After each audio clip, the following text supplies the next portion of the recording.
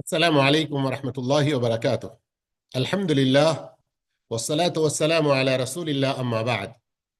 ప్రియ విద్యార్థులారా, ఇస్లామీయ జీవన విధానంలో మనం ఈరోజు తెలుసుకోబోతున్నాము 14వ పాఠం విశ్వాసుల పరస్పర హక్కులు. అయితే ఈ క్లాస్ లేదా అనండి ఈ అంశం 2 క్లాసుల్లో ఇన్షాల్లా మనం తెలుసుకుంటాము. ఈనాటి క్లాసులో 10 విషయాలు, 10 హక్కులు ఒక ముస్లింకి మరో ముస్లింపై ఏమున్నాయో తెలుసుకుందాము. ఒక విశ్వాసి తన విశ్వాసుడైన సోదరుని పట్ల విధిగా, శ్రద్ధ వహించండి, విధిగా పాటించవలసిన హక్కులను నమ్మాలి. ఆ హక్కులు ఏమిటో తెలుసుకోవాలి ఖురాన్ హదీస్ ఆధారంగా, మరియు వాటిని నిర్వర్తించడంలో, పూర్తి చేయడంలో అన్ని రకాల ప్రయత్నాలు చేయాలి. మరియు ఇది కూడా అల్లాహ్ యొక్క ఆరాధన, అల్లాహ్ సన్నిధిలోకి చేరవేసే అటువంటి సత్కార్యాలలో ఒక గొప్ప సత్కార్యం అని కూడా మనం నమ్మాలి. ఎందుకనగా ఒక ముస్లిం తన ముస్లిం సోదరుని పట్ల ఈ హక్కులను పాటించాలని అల్లాహ్ మనకు తెలియజేశాడు, మనపై వీటిని విధిగా చేశాడు. ఇక వాటిలో మొట్టమొదటిది, ఒక ముస్లిం మరో ముస్లింని కలుసుకున్నప్పుడు సలాం చేయాలి. అయితే గుర్తుంచుకోండి, సలాంకు సంబంధించి కొన్ని పద్ధతులు ఉన్నాయి, కొన్ని ఆదాబ్, మర్యాదలు. వాటికి సంబంధించిన వేరే వీడియోలు మా యొక్క చాలా ముఖ్యమైన తెలుగు పుస్తకం ప్రేమ బంధాలు, అందులో ఈ సలాం గురించి సుమారు 3 క్లాసులు చాలా వివరంగా ఇవ్వడం జరిగినది. అయితే ఒక విషయం ఇక్కడ గుర్తుంచుకోవాల్సింది, కొన్ని మర్యాదలైతే వస్తున్నాయి హదీసులో కూడా. కానీ ఎవరు ఎంత ముందు సలాం చేయడానికి ప్రయత్నిస్తారో వారే అల్లాహ్కు ఎక్కువగా దగ్గరగా మరియు ఎక్కువ పుణ్యాలు సంపాదిస్తారు. ఒక ముస్లిం మరొక ముస్లింను కలుసుకున్నప్పుడు అస్సలాము అలైకుం అంటే 10 పుణ్యాలు అతనికి లభిస్తాయి. అస్సలాము అలైకుం వరహ్మతుల్లాహ్ అంటే 20 పుణ్యాలు లభిస్తాయి. అస్సలాము అలైకుం వరహ్మతుల్లాహి వబరకాతుహు అంటే 30 పుణ్యాలు లభిస్తాయి.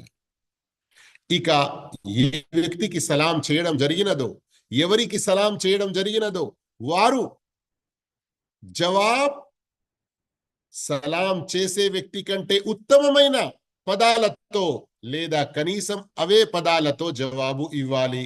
ఇదే ఆదేశం అల్లాహ్ ఇచ్చాడు, వఇదా హయ్యితుం బితహియ్య, మీకు సలాం ఎవరైనా చేసినప్పుడు మీరు అంతకంటే ఉత్తమ రీతిలో జవాబు ఇవ్వండి, లేదా కనీసం అదే విధంగానైనా చెప్పండి.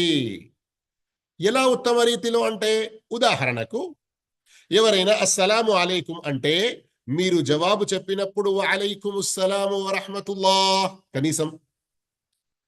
ఎవరైనా మీకు అస్సలాము అలైకుం వరహ్మతుల్లాహ్ అని అంటే వఅలైకుముస్సలాము వరహ్మతుల్లాహి వబరకాతుహు, ఇది ఉత్తమమైన విధానం.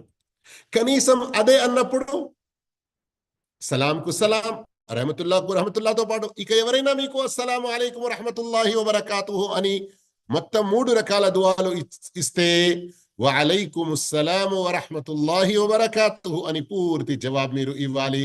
ఇది దానికి సమానంగా జవాబిచ్చినట్లు అవుతుంది. మరియు కరచాలనం, ముసాఫహా చేయడం ద్వారా కూడా పాపాలు మన్నించబడతాయని కూడా హదీసులో తెలుపడం జరిగినది. ఇక సలాంకు సంబంధించిన ఒక మర్యాద ఏమిటి? ప్రవక్త సల్లల్లాహు అలైహి వసల్లం వారి హదీస్ సహీహ్ బుఖారీ 6232, యుసల్లిము రాకిబు అలల్ మాషి వల్ మాషి అలల్ ఖాయిద్ వల్ ఖలీలు అలల్ కథీర్, వాహనంపై వెహికల్ పై ఉన్నవారు కాలినడకన వెళ్ళే వారికి సలాం చేయాలి, మరియు కాలినడకన వెళ్ళేవారు కూర్చుండి ఉన్న వారికి సలాం చేయాలి.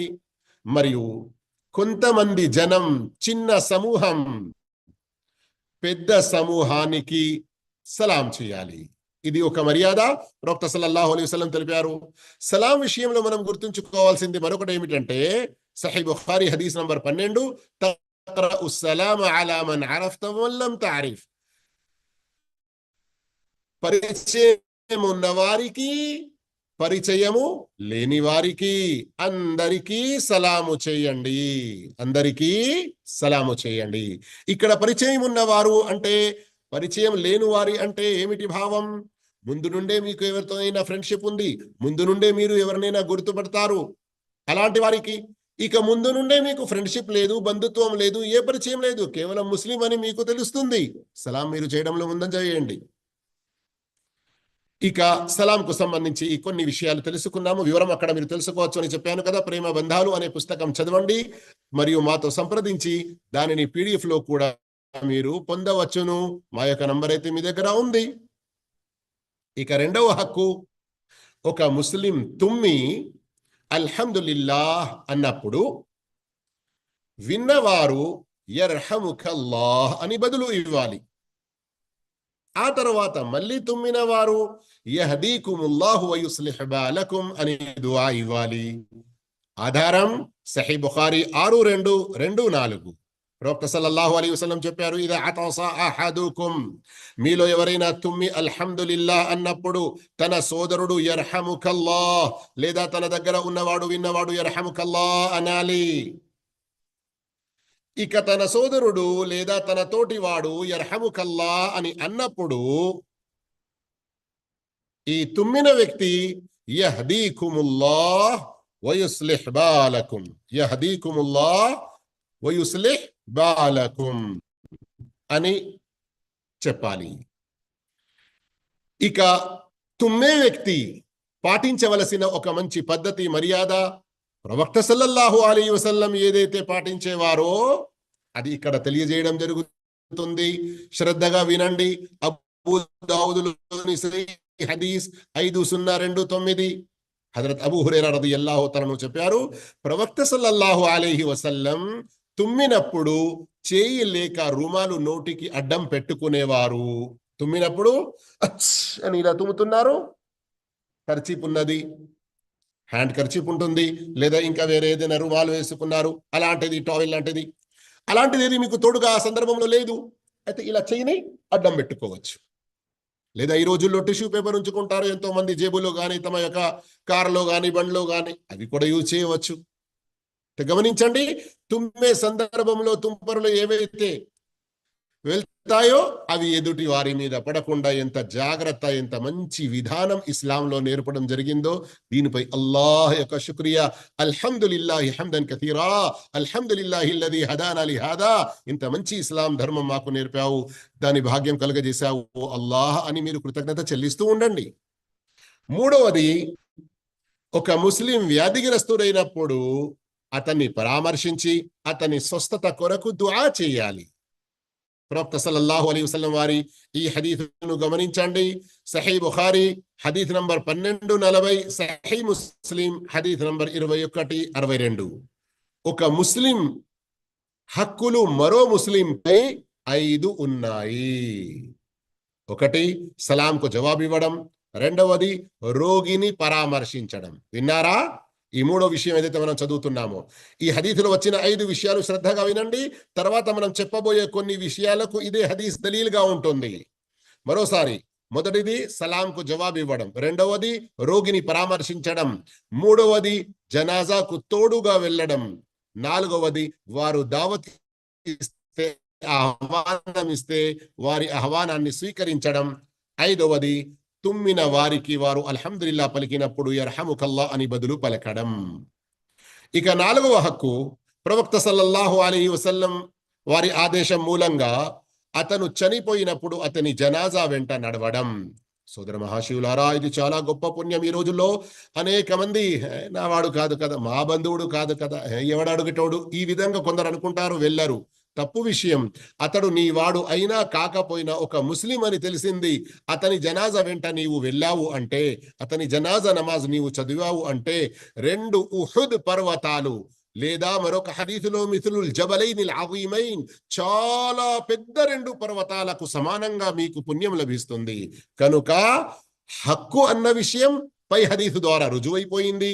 ఘనత కూడా నేను మీకు తెలియజేశాను. ఇక రండి 5వ హక్కు ఏమిటో తెలుసుకుందాము. కానీ 4 హక్కులు ఏమిటో గుర్తున్నాయా మీకు? మర్చిపోలేదు కదా. మొదటి హక్కు సలాం, రెండవ హక్కు తుమ్మి అల్హమ్దులిల్లా, విన్నవాడు యర్హముకల్లా, మళ్ళీ తుమ్మినవాడు యహదీకుముల్లాహు యుస్లిహ్ బాలకుం. మూడవది రోగిని పరామర్శించడం, అతని కొరకు దుఆ చేయడం. నాలుగవది చనిపోతే జనాజా వెంట వెళ్ళడం. ఇక్కడ ఒక విషయం మరొకటి గుర్తుంచుకోండి. అదేంటి? ఇస్లాం ఎంత మంచి ధర్మం ఇక్కడ మరోసారి గమనించండి మీరు. ఒక ముస్లిం బ్రతికి ఉన్నప్పుడే అతనితో మనకు సంబంధం కాదు, అతను చనిపోయిన తర్వాత కూడా అతనితో మనకు సంబంధం ఉన్న విషయం ఈ హదీస్ ద్వారా కూడా మనకు తెలుస్తుంది.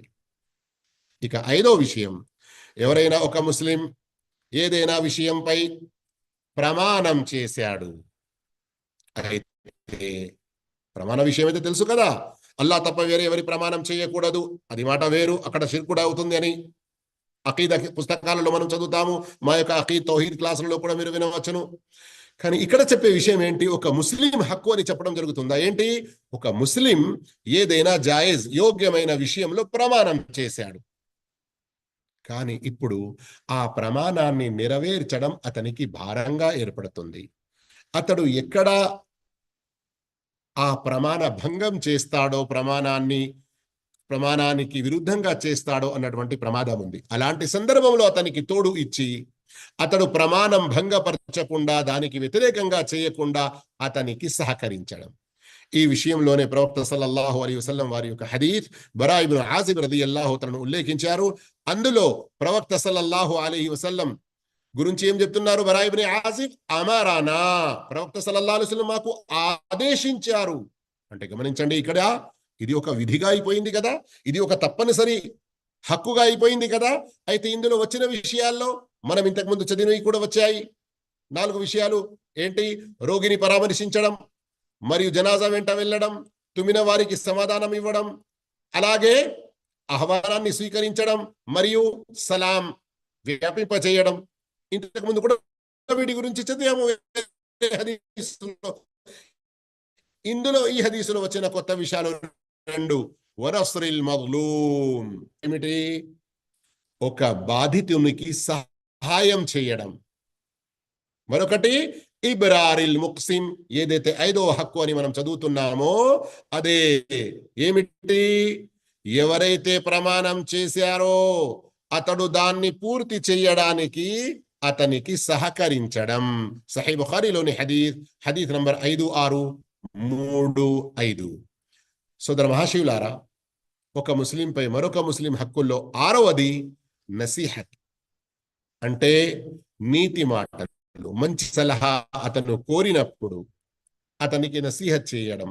అనగా అతను అడిగిన విషయంలో ఏది వాస్తవమో, ఏది మంచిదో, తనకు ఉన్న జ్ఞానం ప్రకారం, తనకు అల్లాహ్ ఇచ్చినటువంటి అనుభవం ప్రకారం అతనికి ఒక మంచి సలహా ఇవ్వాలి.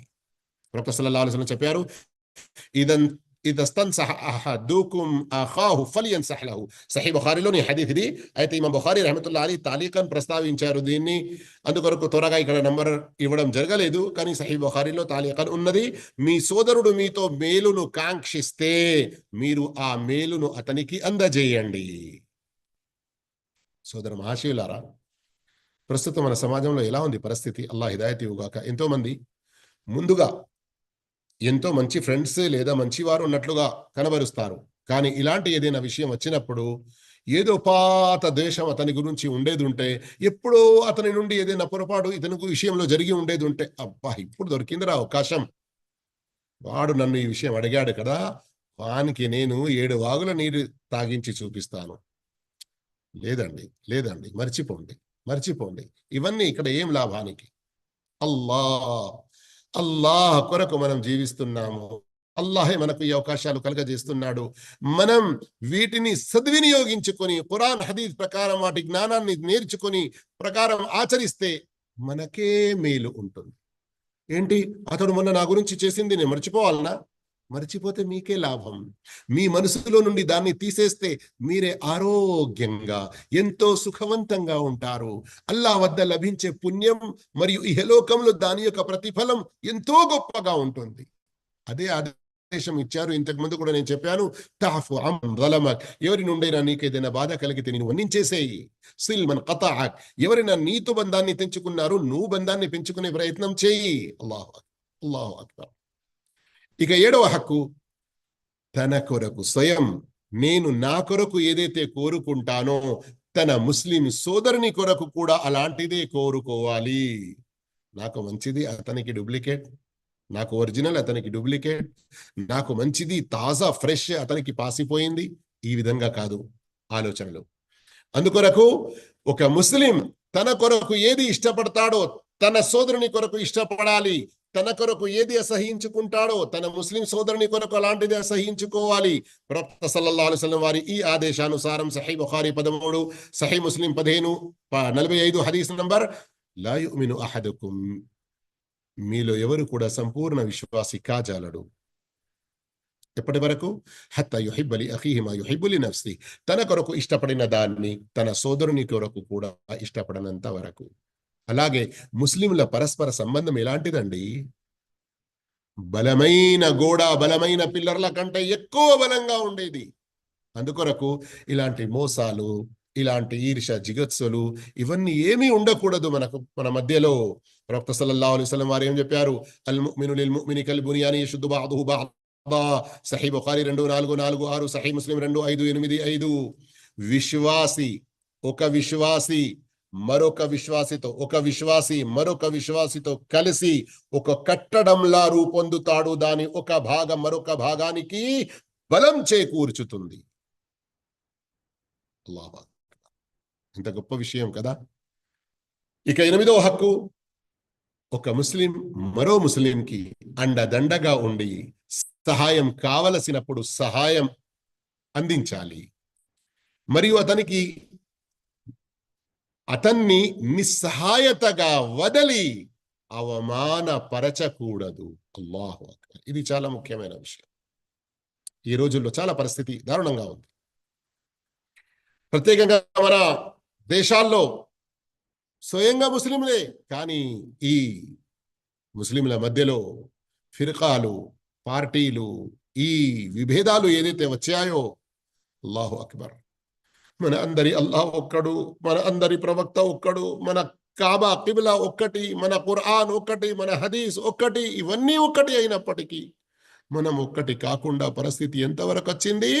ఒక ముస్లిం వర్గం వారు మరో ముస్లింలను ఎవరైతే సున్నత్ ప్రకారంగా ఆచరిస్తారో వారి గురించి వీళ్ళు టెర్రరిస్టులు, వీళ్ళు ఆతంకవాదులు అన్నటువంటి తప్పుడు ప్రచారాలు చేయడం, చివరికి బాధ్యుల వద్దకు ఈ సమాచారాలు అబద్ధంగా, అసత్యంగా, అపనిందలు మోపి చేరవేయడం, మరియు వారిని ఖైదీలుగా, బద్దీలుగా చేయించి ఆనందించడం, సంతోషించడం. శ్రద్ధగా వినండి, ప్రవక్త సల్లల్లాహు అలైహి వసల్లం మనకు నేర్పినటువంటి స్వచ్ఛమైన ఇస్లాం బోధనలకు వ్యతిరేకం. ఒక ముస్లిం మరో ముస్లింకి అండదండగా ఉండాలి. అతనికి ఎప్పుడు సహాయం కావాలో సహాయం అందించాలి. నిస్సహాయతగా అతన్ని వదిలేయకూడదు. మరియు అతను అవిశ్వాసుల ముందు, ఇంకా ఎవరి ముందైనా అవమాన పరచబడుతున్నాడంటే వెంటనే వెళ్ళి అతనికి సహాయం అందించి అతని గౌరవమానాన్ని కాపాడుకోవాలి. ప్రవక్త వారి హదీసులు వినండి. ఉన్సుర్ అఖాక వాలిమన్ ఔ మజ్లూమా, నీ సోదరుడు దౌర్జన్య పరుడు అయినా లేక దౌర్జన్యానికి గురి అయినా ఇద్దరికీ నీవు సహాయపడు. అయితే అక్కడ ఉన్నటువంటి సహాబాలు దౌర్జన్యానికి గురైన వాడు బాధితునికి సహాయం అందించడం అంటే అర్థమవుతుంది. కానీ దౌర్జన్య పరుడికి, జాలిం, అతనికి ఎలా సహాయపడాలి అని ప్రశ్నించగా అతని చేతులు పట్టుకోవాలి. అనగా దౌర్జన్యం చెయ్యనివ్వకూడదు. అతనికి మరియు అతని దౌర్జన్యానికి మధ్య అడ్డుపడాలి. ఇదే అతనికి కావలసిన సహాయం అని చెప్పారు ప్రవక్త సల్లల్లాహు అలైహి వసల్లం. ఈ హదీస్ సహీ బుఖారీలో ఉంది, 2443. రండి, మరొక హదీస్ చాలా ముఖ్యమైనది. షేఖ్ అల్బానీ రహిమహుల్లా సహీ అని చెప్పారు తిర్మిజీలో 1931. ఎంత మంచి హదీస్ గమనించండి. స్వర్గంలో చేరాలి, నరకం నుండి దూరం ఉండాలి అన్నటువంటి కాంక్ష ఉంది కదా, వినండి ఈ హదీస్. మన్ రద్ద అన్ ఇర్ది అఖీహి రద్దల్లాహు వజ్హహు అన్ వజ్హిహి నార యౌమల్ ఖియామా. ఎవరైతే తన సోదరుని పరువును కాపాడుటకు పోటీ పడతాడో అల్లాహ్ ప్రళయ దినాన నరకాగ్నిని వారి నుంచి దూరం ఉంచుతాడు. ఒక వ్యక్తి మరో వ్యక్తిపై దౌర్జన్యం చేస్తున్నాడు,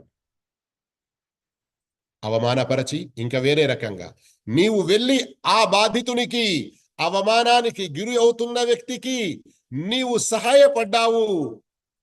మాట ద్వారా గాని, నీకు అల్లా ఇచ్చిన హోదా అంతస్తు ద్వారా కానీ, ఇంకా వేరే ఏ రకంగానైనా అతనికి నీవు సహాయపడ్డావు అంటే అల్లా నిన్ను నరకాగ్ని నుండి దూరం ఉంచుతాడు. ఇక సోదర మహాశయులారా, 9వ విషయం, చెడుగా వ్యవహరిస్తూ అసహ్యకరంగా ఇచ్చుపుచ్చుకోకూడదు. అంటే ఏమిటి? పరస్పరం వ్యవహారం అన్నది ఉత్తమ రీతిలో ఉండాలి. బాధ కలిగించకూడదు. ఏ రకమైన బాధ కానీ, అతని యొక్క ప్రాణ విషయంలో కానీ, అతని యొక్క మాన విషయంలో కానివ్వండి, అతని యొక్క ధన విషయంలో కానివ్వండి, అతని భార్య పిల్లల బంధువుల విషయంలో కానివ్వండి, అతని ఆస్తి పాస్తులు ఏ విషయంలోనైనా అతనికి ఇబ్బంది కలిగించకూడదు. ఎందుకు? వినండి హదీస్ సహీ ముస్లిం 2564. కుల్లుల్ ముస్లిమి అలల్ ముస్లిమి హరామున్ దముహు వమాలుహు వఇర్దుహు. ఒక ముస్లిం యొక్క ధనము, మానము, ప్రాణము అన్నీ కూడా మరొక ముస్లింపై నిషిద్ధం. మరొక హదీస్లో ఉంది. ఈ హదీస్ చాలా శ్రద్ధగా వినండి. ఇప్పుడు సహీ అబూ దావుద్లోని హదీస్ 5004. లా యహిల్లు లి ముస్లిమిన్ అన్ యురవ్విఅ ముస్లిమా. ఒక ముస్లిం మరొక ముస్లిమును బెదిరించకూడదు. అల్లాహు అక్బర్.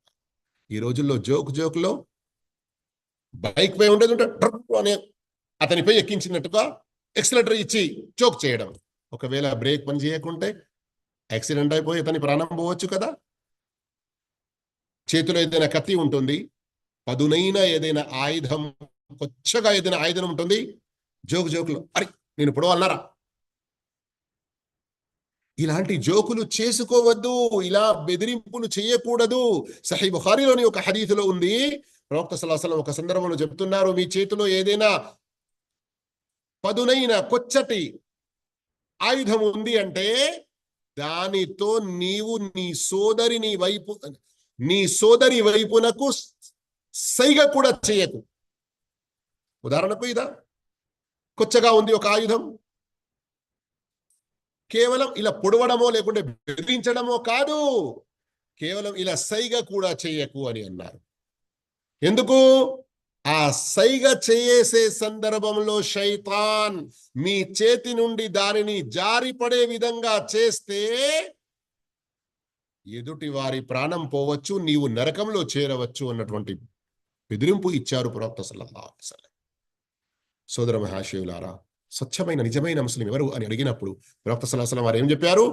తన మాటల చేతల ద్వారా ఇతర ముస్లింకు శాంతినిచ్చేవాడే ఉత్తమమైన ముస్లిం. సహీ బుఖారీ సహీ ముస్లింలోని చాలా ప్రఖ్యాతిగాంచిన హదీస్. ఇక 10వ హక్కు, అతనితో వినయ, వినమ్రత, అనుకువతో మెదలాలి. అహంభావముతో, గర్వంతో అతని ముందు ఉండకూడదు. అంతేకాదు, ఒక స్థలంలో కూర్చున్న వారిని అతని స్థలం నుండి లేపి ఆ స్థలంలో కూర్చోకూడదు. ఇక మొదటి విషయం ఏదైతే ఉందో, గర్వం ఉండకూడదు, వినమ్రత ఉండాలి. వినండి సూరత్ లుక్మాన్ ఆయత్ నంబర్ 18. వలా తుసఇర్ ఖద్దక లిన్నాస్. జనుల ముందు గర్వంతో మొహం తిప్పుకొని, ముఖం యొక్క తిప్పుడు, కళ్ళ సైగలు, పెదవుల ద్వారా, నాలుక ద్వారా లేదా ఎన్నో రకాలుగా ప్రజలు తమ ముఖము కవలికలను మార్చి ఎదుటి వాడిని చిన్నవాడిగా, తనని పెద్దవాడిగా అహంకారం చూపుతారు. ఆ విషయమే ఈ ఆయత్ యొక్క ప్రారంభంలో ఉంది. ఆ తర్వాత మళ్ళీ భూమిపై నిక్కుతూ నడవకు, ఠక్ అన్నట్లుగా. ఏంటి? ఓ పెద్ద మనిషి వస్తున్నాడు, గర్వాన్ని వ్యక్తపరచడానికి. ఇది మంచి విషయం కాదు. అల్లా వీటి గురించి ఖురాన్లో ఆదేశం ఇచ్చి మనల్ని ఆపుతున్నాడు, మనకు మంచి మర్యాదలు నేర్పుతున్నాడు. ఇంకా విషయం వినండి. మీరు ఒకవేళ నిజంగా అల్లాను ప్రేమిస్తున్నారంటే అల్లా మిమ్మల్ని ప్రేమించాలని కోరుకుంటారు కదా. మరి అల్లా ఎవరిని ప్రేమించడు? వినండి. ఎట్టి పరిస్థితుల్లోనూ అల్లా డాబులు చెప్పుకునే గర్విష్ఠిని ఇష్టపడడు. మన హైదరాబాద్ భాషలో చెప్తారు, అరే బడా ఫేకు హై రేనే, బడా छोड़ता ఫేక్తా रहता అంటారు కదా. ఏంట్రా ఇట్లా మాటలు వదులుతున్నావు? కొందరు షేఖీ బగార్న తమ యొక్క పెద్దరికాలు చెప్పుకోవడానికి వారి వద్ద స్టాపే ఉండదు. ఇలా మాటలు మాట్లాడుకుంటూ తన పెద్దరికాలు చెప్పుకునే వారిని అల్లా ఇష్టపడడు. గర్వంతో ఉండే వారిని అల్లా ఇష్టపడడు. ప్రవక్త సల్లల్లాహు అలైహి వసల్లం వారి హదీస్ వినండి. మా తవాదా అహదున్ లిల్లాహి ఇల్లా రఫఅహు. అల్లాహ్ కొరకు ఎవరు వినయ వినమ్రతగా ఉంటారో అల్లాహ్ వారి గౌరవ స్థానాన్ని పెంచుతాడు. ప్రవక్త సల్లల్లాహు అలైహి వసల్లం ప్రతి ఒక్కరితో వినయ వినమ్రతతో మెలిగేవారు. ఎవరితో కూడా అహంభావము, దురభిమానముతో ప్రవర్తించేవారు కాదు. పేదవాళ్లను, విధవలను చూస్తూ వారికి తగిన సహాయం చేస్తూ వారి వెంట వెళ్ళేవారు. ఇక ఒకరిని వారి స్థలంలో నుండి లేపేసి తాను ఆ స్థలంలో కూర్చోవడం నుండి ప్రవక్త సల్లల్లాహు అలైహి వసల్లం వారించిన విషయం సహీ ముస్లింలో వచ్చి ఉంది. హదీస్ నంబర్ 2177. ఎవరు కూడా తన సోదరుడు కూర్చున్న స్థలము నుంచి అతన్ని లేపి అచ్చట కూర్చోకూడదు, కానీ సర్దుకొని ఇద్దరు ముగ్గురు కొంచెం స్థలం ఇస్తారా అండి, ఈ విధంగా సర్దుకొని ఒక వ్యక్తికి స్థలం ఇచ్చి అందరూ కలిసి ప్రేమగా కూర్చునే ప్రయత్నం చేయాలి. ఈరోజు మనం ఇక్కడి వరకు ఒక ముస్లింపై మరొక ముస్లింకు ఉన్నటువంటి 10 హక్కుల గురించి తెలుసుకున్నాము. అయితే రేపటి 15వ దర్సులో మిగతా మరికొన్ని హక్కులు తెలుసుకోవడం మర్చిపోకండి. మళ్ళీ రేపటి దర్సులో కలుస్తాము. అప్పటి వరకు సెలవు తీసుకుంటూ వస్సలాము అలైకుం వరహ్మతుల్లాహి వబరకాతుహు.